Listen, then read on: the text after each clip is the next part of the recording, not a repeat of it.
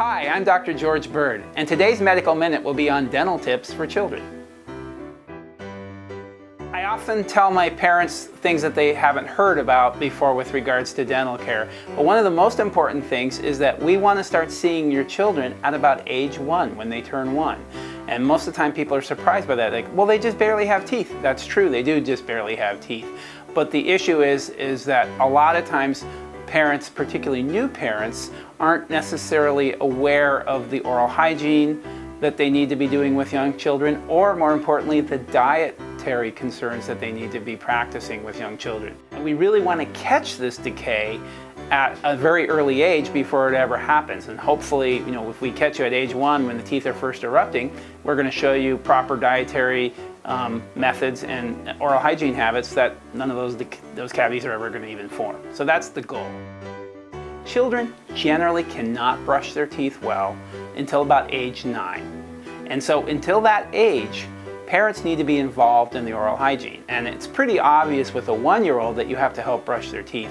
But it's not always obvious to parents that, with a 7 or an 8-year-old, they still need to be involved with brushing their teeth. They need to kind of develop a habit where they're brushing their children's teeth right before they go to bed every night.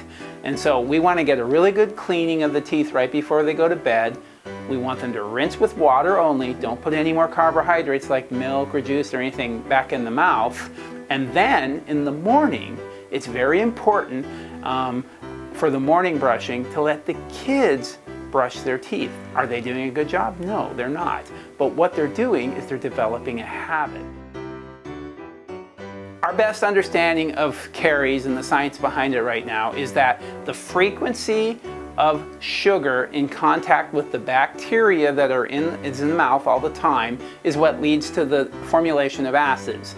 Is the candy itself the absolute problem? No, it's more frequency. If you can avoid the candy, sure, that's not going to hurt, but the mere presence of it isn't necessarily the issue if you're keeping things clean and it's not happening all the time. We base when people need to come to the dentist now on their caries risk, meaning how at risk are they to getting cavities.